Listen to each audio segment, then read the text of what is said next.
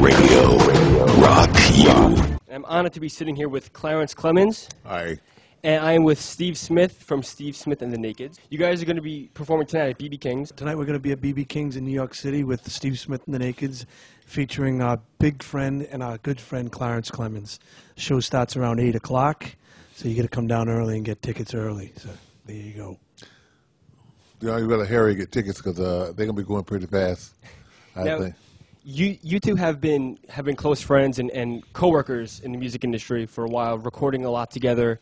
What kind of contribution has the big man added to your records? Well, my CD's coming out August 10th on Hit Brothers Records, affiliated with the Red Music and Sony, the music industry. And Clarence has graciously written a couple of songs for our CD, and also plays on like 2 or 3 tracks for our CD. The CD will be called I'm Huge, and the Babes Go Wild. Very nice. Now, I was surprised, well, not necessarily surprised, but shocked at how much of a reaction your book got when it came out. It debuted at number 13 on the New York Times bestseller list. I was pretty shocked myself. You know, the book came out of it wasn't planned to do. I had never really consciously planned to do this book. Don Rio, my partner and noted TV producer and writer, I met him doing one of his shows, which was called My Wife and Kids, and I did an episode of that, and it was and Don and I became good friends. And I'm a fisherman. I invited him to come go fishing with me, and that's when the book idea came up. On a fishing trip? On a fishing trip, yeah. We sit down telling stories, you know. He said, you know, we should be writing this down, you know. And so that's how it happened. And, now, was the idea brought up at that time to not only write a book, but write half the book 100% fact, and the other half as it could be fact, it could not be. It depends on, you know, if you were there. Yeah, well, it's like the book, if you notice, has white pages and gray pages. That was Don's idea, and it was just a fabulous idea. The gray pages are, well, the white pages are factual, but the gray pages are gray pages, you know. So. Yeah, you never know. Yeah, I guess the only person that knows is you. Yeah, and the book was not a tell-all book. It was written as an entertainment, and it's strictly entertaining, and it's extremely entertaining.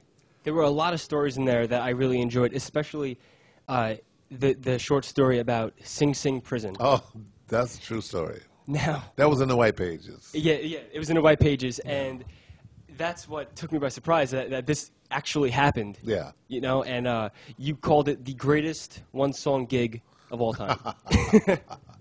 It was, and this, I don't think it'll ever be repeated.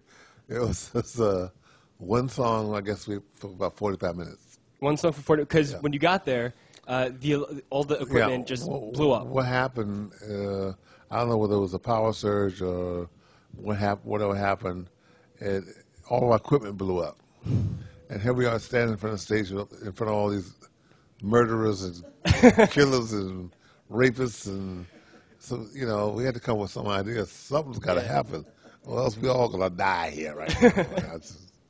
So that's going to be our, you know. Anyway, we started playing this song, and them changes, you know. I don't want to tell the story of the book, but I just, a little bit of it. I started playing this song, and, you know, just the saxophone. Then the drummer jumped in, he started playing along with us. And some guy who was incarcerated there was in the audience with the saxophone. And he started playing, answer me from the audience. And the guys, the prisoners, was one of their own. They loved it. They went nuts. And so we brought him up. I brought him up on stage, and it kind of filled in drums, saxes. I think one instrument could play. I think it was the bass. And we rocked it then. So you walked in, everything went haywire, and then all these criminals in this maximum security prison are out to get you, and then by the end of the show, everyone's your friend. Everybody was your was best rocking. friend. It was amazing. Now, yeah, stories like that, like you can't recreate that, anywhere else. No. And it was very, very well written. You talk about a lot of the book is about your history with Bruce Springsteen. Yeah. And stories about how you guys met, which is like on a dark, stormy night. Yeah. And Classic. I was really fascinated by your take on the Born to Run album.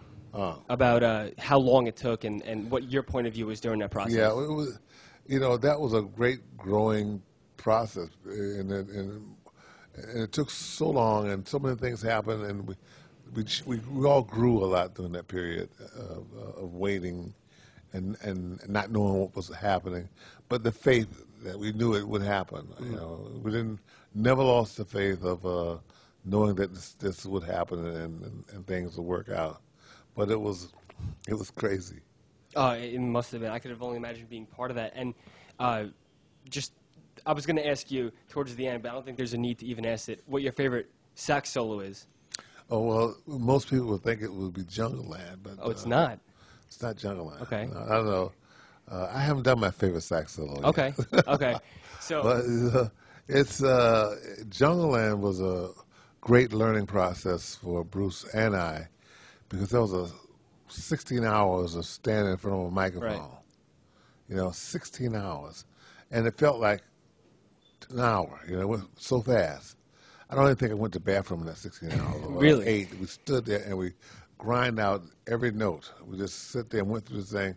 And I think I played that solo every way possible. I arranged those notes every way possible, and until the definitive version of it came out.